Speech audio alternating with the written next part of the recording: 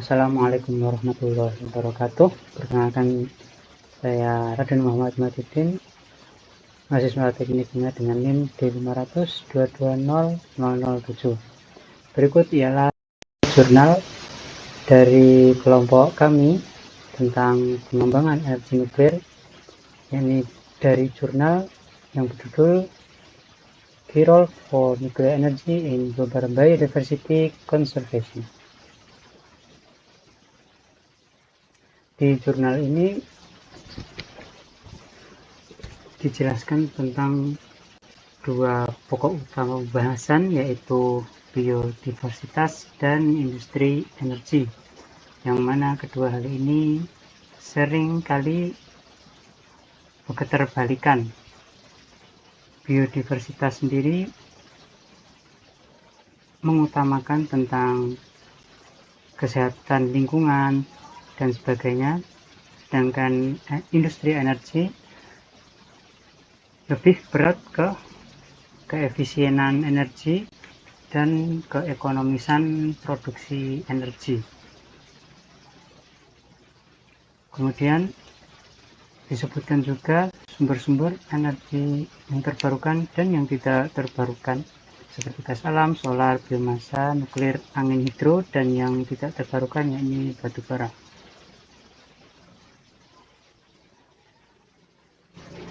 Kembali ke pembahasan awal, yakni biodiversitas dan industri energi. Contoh dari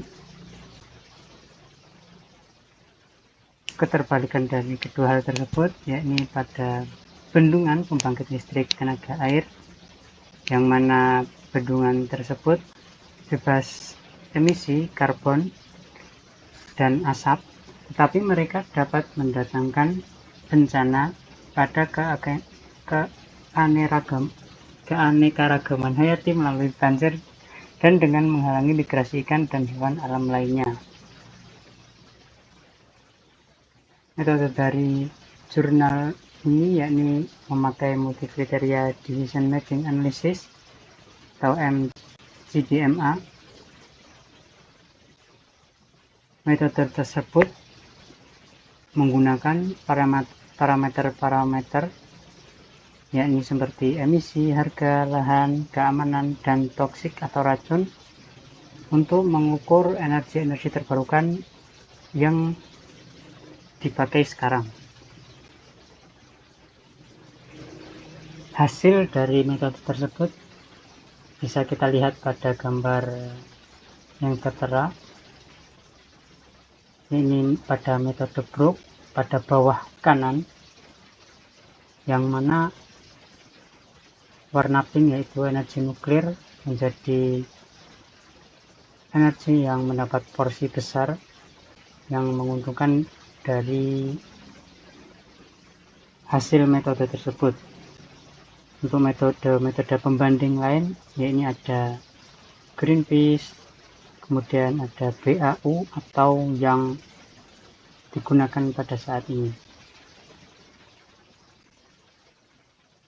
Berikut yakni gambar perbandingan luas area yang diperlukan pada metode-metode pembanding, yakni pada yang paling kiri metode BAU. Pada hari ini emisinya sangat tinggi. Kemudian metode Greenpeace dengan emisi rendah dan dengan lahan yang banyak yang dibutuhkan. Kemudian metode Brooke sedikit emisi dan sedikit juga lahan yang diperlukan.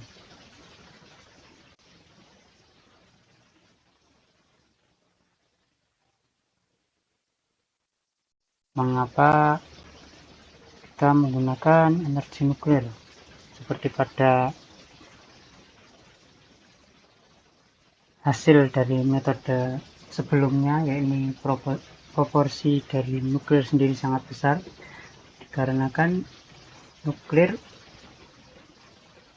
mempunyai keefisienan energi yang besar. Satu genggam nuklir bisa menghasilkan energi sama dengan banyak sekali batu bara dan gas alam dan sebagainya seperti pada gambar.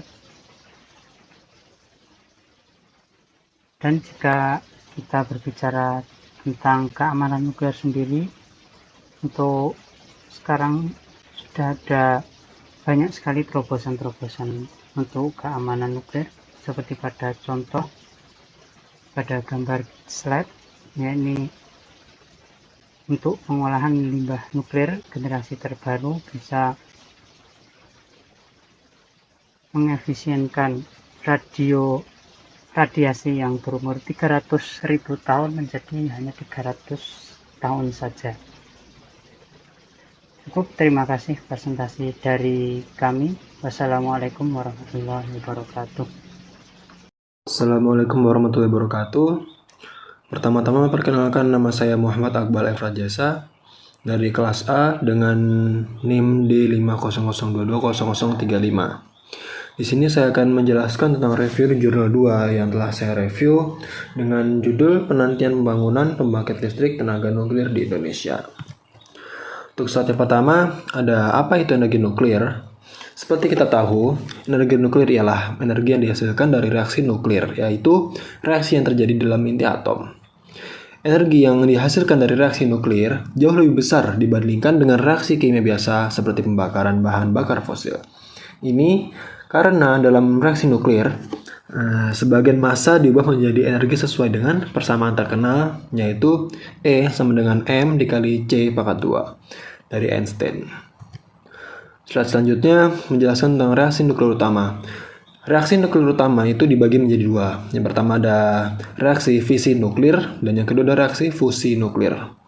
Untuk reaksi fisi nuklir atau pembelahan inti, proses ini adalah proses pembelahan inti atom berat seperti uranium dan plutonium menjadi inti atom yang lebih ringan.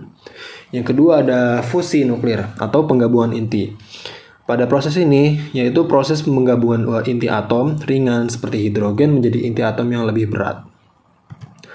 Selanjutnya adalah manfaat yang dijelaskan pada jurnal yang direview. Untuk manfaat yang pertama adalah memberikan informasi dan penjelasan yang komprehensif tentang prinsip kerja pembangkit listrik tenaga nuklir atau PLTN.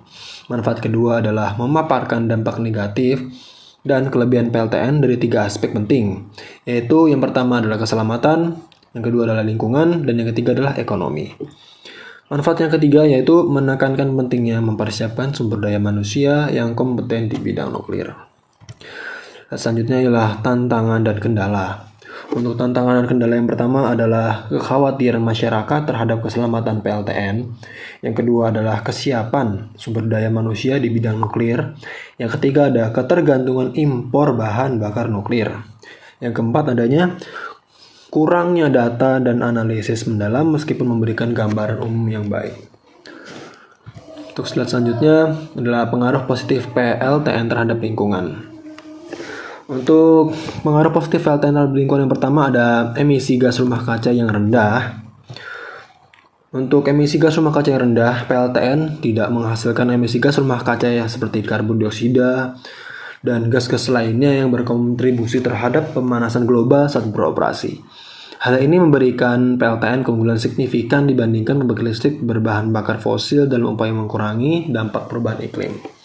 Yang kedua ada efisiensi penggunaan bahan bakar uranium. Efisiensi penggunaan bahan bakar uranium yang digunakan sebagai bahan bakar PLTN memiliki densitas energi yang sangat tinggi. Hanya sejumlah kecil uranium yang dibutuhkan untuk menghasilkan listrik dalam jumlah yang besar. Ini berarti PLTN membutuhkan bahan bakar yang jauh lebih sedikit dibandingkan pembangkit listrik konvensional. Manfaat yang ketiga adalah lahan yang dibutuhkan lebih kecil.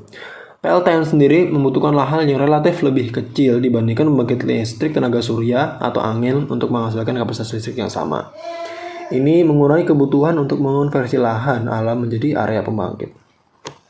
Manfaat keempat ialah tidak ada polusi udara lokal. Maksudnya tidak seperti pembangkit listrik berbahan bakar fosil, PLTN sendiri tidak menghasilkan polutan udara seperti sulfur dioksida, nitrogen oksida, atau partikulat yang dapat menyebabkan polusi udara lokal dan masalah kesehatan. Manfaat yang kelima ada pemanfaatan limbah panas. Limbah panas sendiri ialah limbah panas yang dihasilkan PLTN dapat dimanfaatkan untuk keperluan lain seperti penghematan ruangan atau proses industri, sehingga mengurangi kebutuhan energi tambahan. Yang keenam adalah potensi daur ulang bahan bakar. Bahan bakar nuklir yang digunakan di PLTN berpotensi untuk daur ulang dan digunakan kembali, mengurangi kebutuhan untuk menambah bahan bakar baru dan menghasilkan lebih sedikit limbah radioaktif. Yang terakhir adalah pengurangan risiko bencana alam. Dengan menggunakan PLTN itu bisa mengurangi risiko bencana alam seperti banjir, tanah longsor, dan sejenisnya. Meskipun demikian, PLTN juga memiliki tantangan lingkungan terkait pengelolaan limbah radioaktif dan potensi risiko kecelakaan nuklir. Oleh karena itu, pengoperasian PLTN yang aman, teknologi terkini, dan pengolahan limbah yang tepat sangat penting untuk memaksimalkan manfaat lingkungan dari energi nuklir itu sendiri. Dan pada terakhir, mari kita wujudkan dunia lebih baik. Kita mungkin segini saja yang dapat saya sampaikan. Kurang lebih mohon maaf. Sekian dari saya. Wassalamualaikum warahmatullahi wabarakatuh.